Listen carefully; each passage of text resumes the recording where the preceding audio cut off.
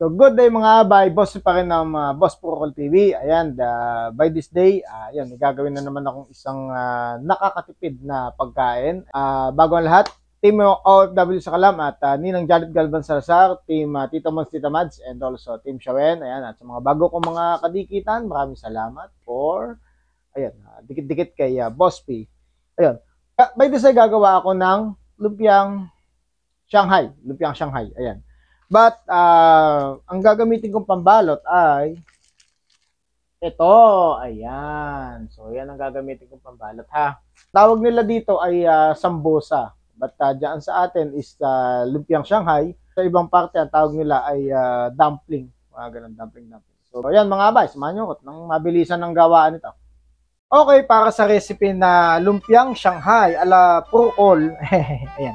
Gamit tayo ng, ayan, minced beef, 2 malaking sibuyas, 2 puso ng bawang, paminta, asin, onion leaves.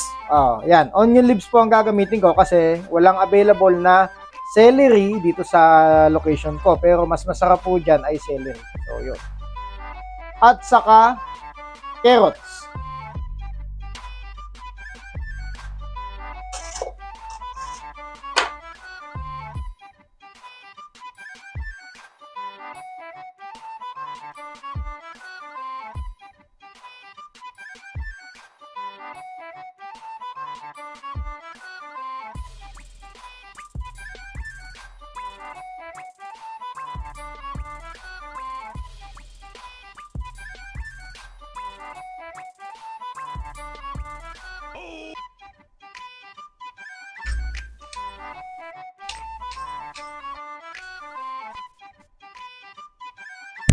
Siyempre, gagamit din tayo ng, ito na, yan, ng MSG para may umami na, meron siyang umami na tinatawag. Yan, subukan natin yan.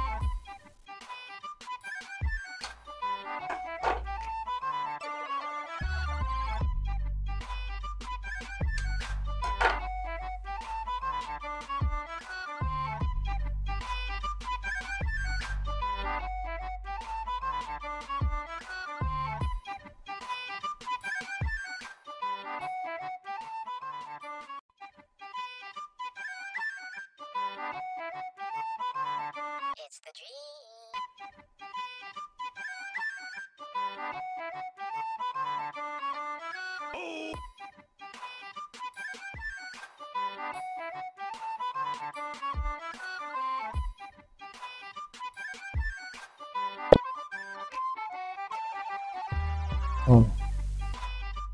Natin yan, yun.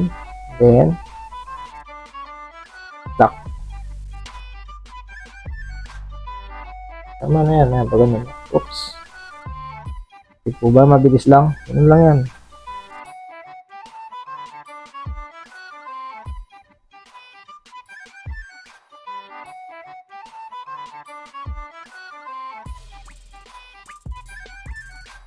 Mali pa ako ng hawak.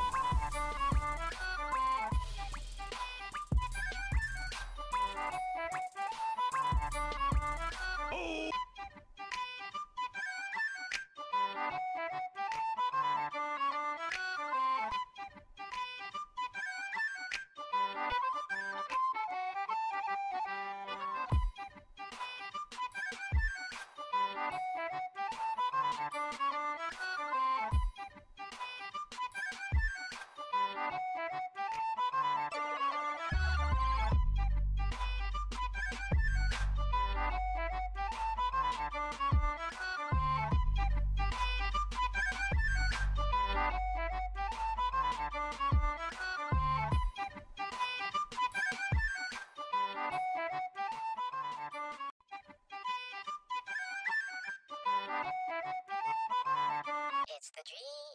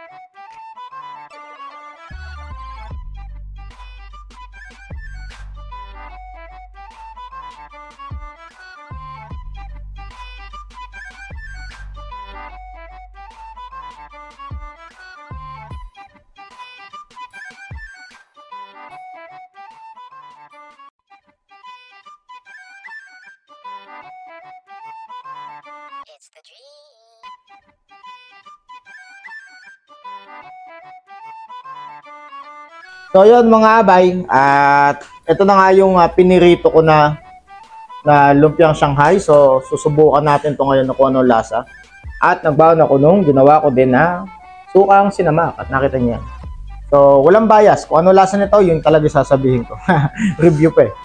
So ayan, tirahin na natin. So sabi ko nga, sa ganitong bagay nakakatipid ako. Yun ang pinaka bottom line doon. Gawa na lang ako ng mga ganung pagkain, tapos ng mga ganitong pagkain pala, tapos yun. Kesa bibili ka pa, di ba? Tignan natin yan.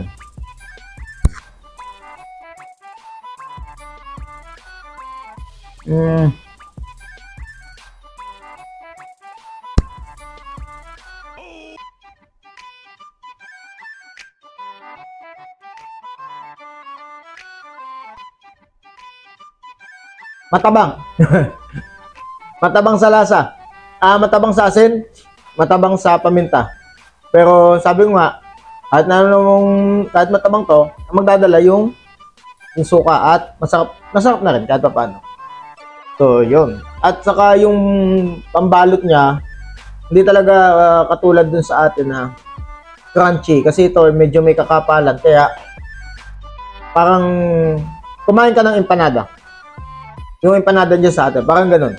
But okay na rin. Kahit pa paano, makaka-ano na rin ng gutom. Makakatawid na ng gutom. It's the dream. Ano na rin, kasi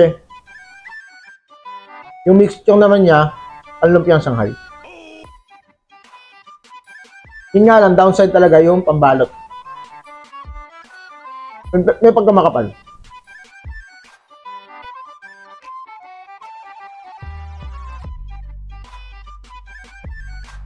So yun mga abay. Yung mga OFW ko nakasama dito sa Middle East, gawa na kayo ng ganito. Kahit pa paano, makakatipid. Tapos kung manakam kayo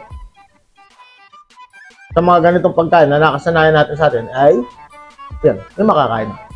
So yun. Once again, Boss P pa rin, hashtag, ang tanod ng Barangay YT. Ayan, Miss Ems po ng Emergalo Mix Vlog. Maraming salamat po. Boss P po, signing off. Nakain lang ako.